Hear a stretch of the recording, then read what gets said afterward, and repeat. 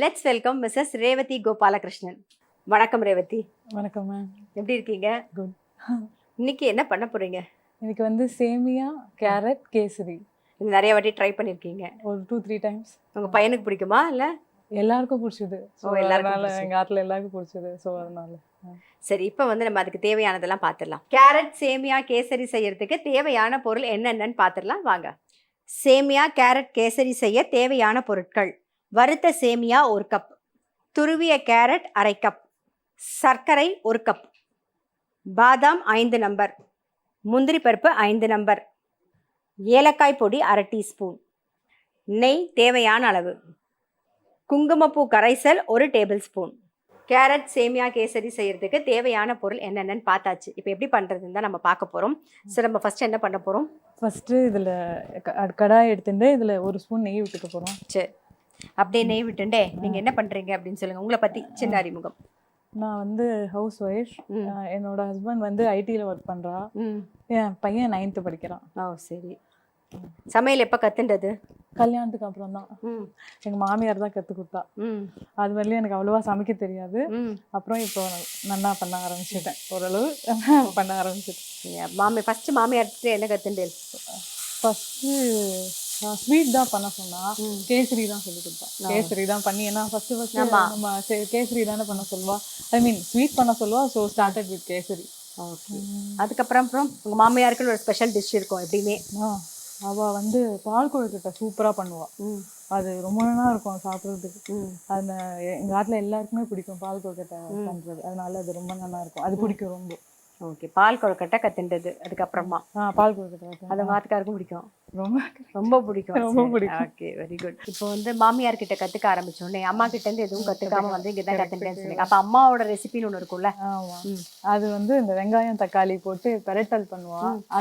அது கற்றுண்டது அங்கே. ஓகே. வெறும் வெங்காயம் தக்காளிலாம் வதக்கிட்டு அப்புறம் வந்து தேங்காய், இந்த மசாலா ஐட்டம் அந்த பாக்கெட்ல இருக்கும், தனியா பொடி, அதெல்லாம் தனியா பொடி இல்ல, அந்த எந்த மசாலா ஐட்டம் பாக்கெட்ல இருக்கும்ல, அந்த கரம் மசாலா, அது எல்லாமே போட்டு அரைச்சு இதோட தக்காளி வெங்காயம் எல்லாம் போட்டு பண்ணிட்டு அதோட போட்டா ஒரு நல்ல டேஸ்டா இருக்கும்.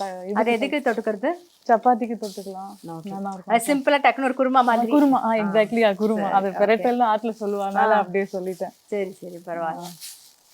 அங்க அப்படி பண்றதுதான். அப்படியே கொஞ்சம் கொஞ்சமா நம்ம வந்து கசகசா சேர்த்துறோம், அப்புறம் முந்திரி பருப்பு சேர்க்கிறோம், அதெல்லாம் சேர்த்து கொஞ்சம் ரிச்சா கொண்டு போயிட்டு. இப்போ இன்னும் வதங்கணுமா? நெய் வேணுமா இல்லை எப்படி? இல்ல கொஞ்சம் நெய் விட்டுக்கலாமா? விட்டுக்கலாம். கொஞ்சம் வதங்க. ஹாபிஸ் சொல்லுங்க, என்ன பண்ணுவீங்கன்னு? ஹாபிஸ்னா எனக்கு பாட்டு கேட்க தான் பிடிக்கும். நான் நிறைய பாட்டு கேட்பேன். பாட்டு பாடுவீங்களா?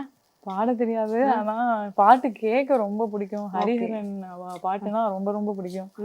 கேட்டுட்டே இருப்பேன். நிறைய பாட்டு எப்பவும் கேட்பேன். எனக்கு ரொம்ப பிடிக்கும் பாட்டு கேட்க. இப்ப பாட தெரியாது. சரி, அப்படி தெரிஞ்ச ஒரு 2 வரி பாடலாம். சும்மா அப்படியே அந்த பாட்டோட சேர்ந்து பாடுறது, அது மாதிரி பாட்டா பாட வராது. சரி சரி.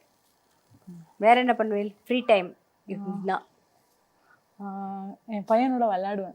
ரொம்ப பிடிக்கும் அது எனக்கு.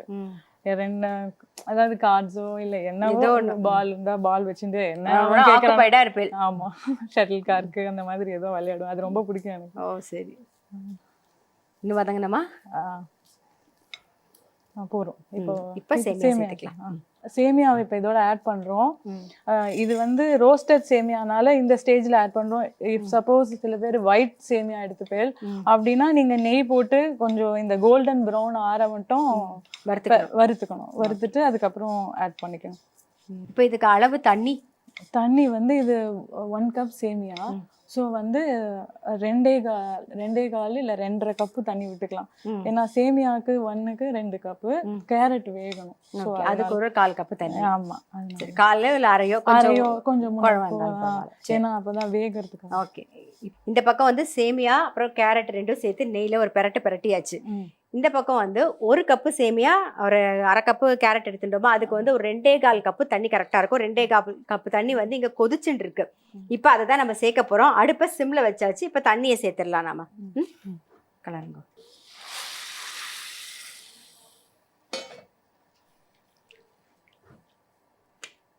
அப்படியே மூடிடலாமா?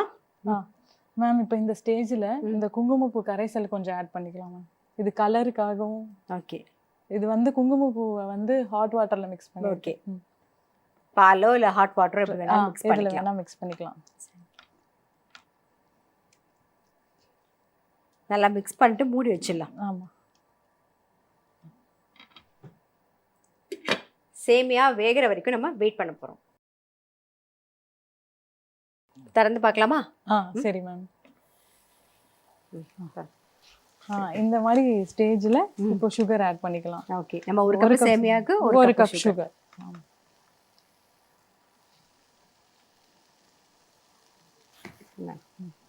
இது வந்து கொஞ்சம் கைவிடாமல் கலரணும். ஆமாம். கேரட் அதுவும் சேரும்போது ஒரு டேஸ்ட் வரும். இது ஒரு பக்கம் கேரட் அல்வா மாதிரி இருக்கும், இன்னொரு பக்கம் சேமியா கேசரி மாதிரி இருக்கும். இதுல பால்கோவா இருக்குல்ல, ஆமா, அது கூட மேல போட்டா அந்த பால்கோவா டேஸ்டும் வரும். லாஸ்டா ஸ்வீட் கம்மி பண்ணிக்கணுமா இல்ல? ஆமா, சக்கரை கம்மி பண்ணிக்கணும். இல்லைன்னா கோவால ஸ்வீட் இல்லாம அது வாங்கிக்கணும். ஒரு ரிச்சா இருக்கும் அப்போ. ஆமா, ஒரு டீலக்ஸ் ஸ்வீட்டா இருக்கும். வேற என்ன இந்த மாதிரி ஸ்வீட் ட்ரை பண்ணிருக்கீங்க? உங்களுக்கு ஸ்வீட் பிடிக்குமா காரம் பிடிக்குமா? ஸ்வீட் தான். அப்ப கண்டிப்பா ட்ரை பண்ணிருப்பீங்க. வேற என்ன?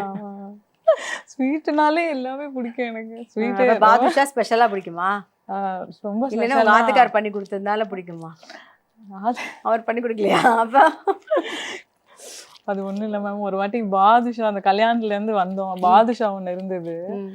அது ஆக்சுவலா நான் எப்பவுமே சாப்பிட்டோன்னே எனக்கு ஸ்வீட் சாப்பிட வேண்டி இருக்கும். சரி, அந்த பாதுஷா சும்மா ஷேர் பண்ணி இந்த பாதுஷா என்னோடது சொல்லிட்டு நான் வச்சுட்டு வந்துட்டேன். நான் அங்கே சாப்பிட்டு வரதுக்குள்ள எங்க ஆத்துக்கான அந்த பாதுஷாவை எடுத்து சாப்பிட்டா. அதனால எனக்கு ஒரே அழுகு வந்துருக்கு.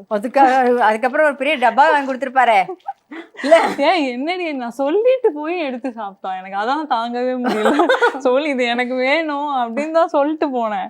நான் வரதுக்குள்ள பார்த்தா அது வெறும் கவர் தான் இருக்கணும்னு எனக்கு ஒரே டென்ஷன். எப்பயுமே சாப்பிட்ற விஷயத்துல நம்ம ஃபாஸ்டா இருக்கணும். நம்ம முதல்ல கொஞ்சம் சாப்பிட்டு அங்க வைக்கணுமே. அப்புறம் வெறும் கவர் தான் இருந்தது. அதனால அது ரொம்ப வருத்தமா இருந்தது. அதுல இருந்து இப்ப பாதுஷா டெய்லி எப்ப ஸ்வீட் இருந்தாலும் உங்களுக்கு ஒரு பாதுஷா உண்டு இல்லையா? ஆமா. இது கூட வேற என்ன சேர்க்கலாம்? ஏலக்காய் பொடி சேர்த்துடலாம்.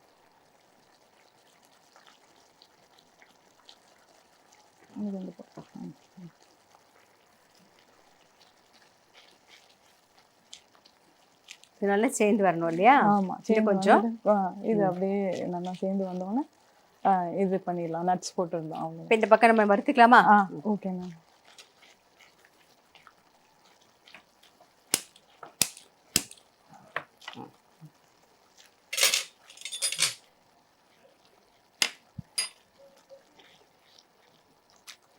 நெய் விட்டுக்கலாமா? நெய் விடுவா? Okay ma'am.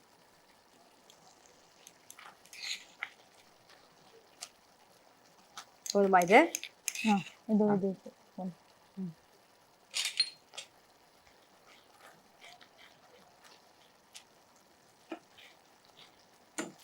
முந்திரி பாதாம் ரெண்டு வறுத்து போட போறோம். ஆமா.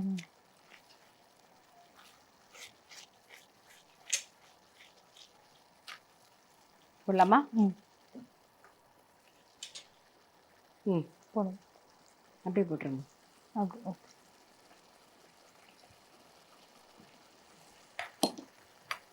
போட்டுருவோம்.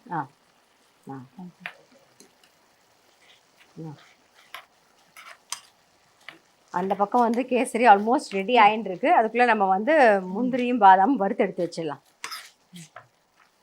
டக்கு டக்குன்னு முடிஞ்சிடும். இல்லை கேரட் மட்டும்தான் சேர்க்கணுமா இல்லை வேற ஏதாவது சேர்க்கலாமா? ஏன்னா நம்ம வந்து வாழைப்பழத்தில் கேசரி பண்ணியிருக்கோம், பைனாப்பிளில் கேசரி பண்ணியிருக்கோம் இல்லையா? ஸோ அந்த மாதிரி வேற எதுவும் ட்ரை பண்ணல. கேரட் மட்டும்தான். நீங்கள் பண்ணுற ரெசிபிலேயே உங்கள் ஆத்துக்காருக்கு என்ன ரொம்ப பிடிக்கும்?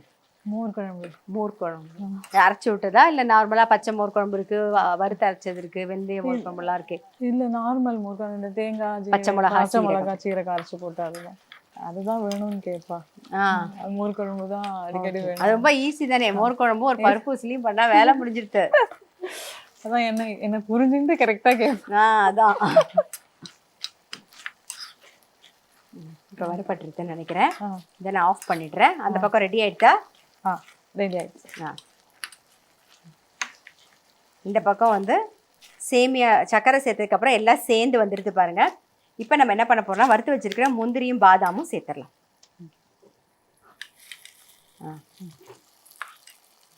ஓகேவா? சூப்பர். தேங்க்யூ.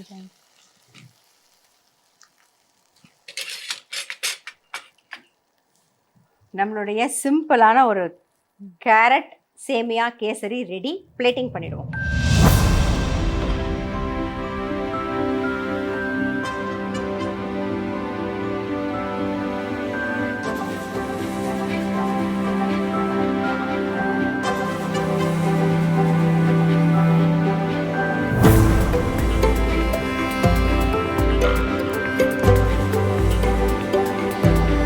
சேமியா கேரட் கேசரி செய்முறை. ஃபர்ஸ்ட் வந்து ஒரு கடாயில நெய் விட்டு கேரட் சேர்த்து நல்லா வதக்கிக்கணும். அது நல்லா வதங்கினதுக்கு அப்புறமா நீங்க சேமியாவையும் சேர்த்துருங்க. சேமியா சேர்த்து நல்லா அந்த நெய்ல ஒரு பெரட்டிக்கோங்க. அதுக்குள்ள இந்த பக்கம் வந்து ஒரு 2.25 கப்பு தண்ணி வச்சிருக்கோமா, அது நல்லா கொதிச்சுட்டு இருக்கும். அந்த கொதிக்கிற தண்ணியை சிம்ல வச்சுட்டு அதுல விட்டுட்டு நம்ம வந்து குங்குமப்பூ கரைச்சி வச்சிருக்கோம், அதுவும் அதுல சேர்த்து மிக்ஸ் பண்ணிட்டு மூடி வச்சிருங்க. நல்லா வெந்ததுக்கு அப்புறமா 1 கப் சர்க்கரையும் சேர்த்து அது நல்லா சேர்ந்து வர அளவுக்கு கலரணும். கொஞ்சம் ஏலக்காய் பொடியும் சேர்த்து அதுக்குள்ள இந்த பக்கம் ஒரு சின்ன கடாயில வந்து நெய் விட்டு முந்திரியும் பாதாமும் வறுத்துட்டு அதை அதோட சேர்த்துருங்க. நல்லா மிக்ஸ் பண்ணிட்டீங்கன்னா நம்மளுடைய சேமியா கேரட் கேசரி ரெடி. எங்கள் ஷோக்கு வந்து ரொம்ப சிம்பிளாக ஒரு கேரட்டும் சேமியா வச்சு கேசரி பண்ணி காமிச்சதுக்கு ரொம்ப ரொம்ப தேங்க்ஸ். உங்களுக்கு வந்து டைமண்ட் ஹோம் அப்ளையன்சஸ் வழங்கும் ஒரு கிஃப்ட். தேங்க்யூ. இந்த கேரட் சேமியா கேசரி நீங்களும் ட்ரை பண்ணி பாருங்க. எனக்கு இந்த ஆப்பர்ச்சுனிட்டி கொடுத்த ஜெயா டிவிக்கு ரொம்ப தேங்க்ஸ். அடுத்தது நம்மளுடைய கெஸ்ட் வந்து சிம்பிளான ஒரு ஸ்வீட். இப்போ கேரட்டு இதெல்லாம் பசங்க ரொம்பவே சாப்பிட்றேன்னு வச்சுக்கோங்க. கேரட்டு சேமியாவும் சேர்த்து ஒரு கேசரி டக்குன்னு பண்ணுற மாதிரி சொல்லி கொடுத்துருக்காங்க. அதுவும் ட்ரை பண்ணி பாருங்கள். ரொம்ப ரொம்ப டேஸ்ட்டாக இருக்குது. ரொம்ப டிஃப்ரெண்ட்டாகவும் இருந்தது, நல்லா டேஸ்ட்டாகவும் இருந்தது. அவங்க சொன்ன மாதிரி நீங்கள் வந்து அதில் வந்து கோவா இருந்தால் கோவா கூட சேர்த்து போட்டு பண்ணலாம். அதுவும் ரொம்ப நல்லாயிருக்கும். ட்ரை பண்ணலைன்னா ட்ரை பண்ணி பாருங்கள்.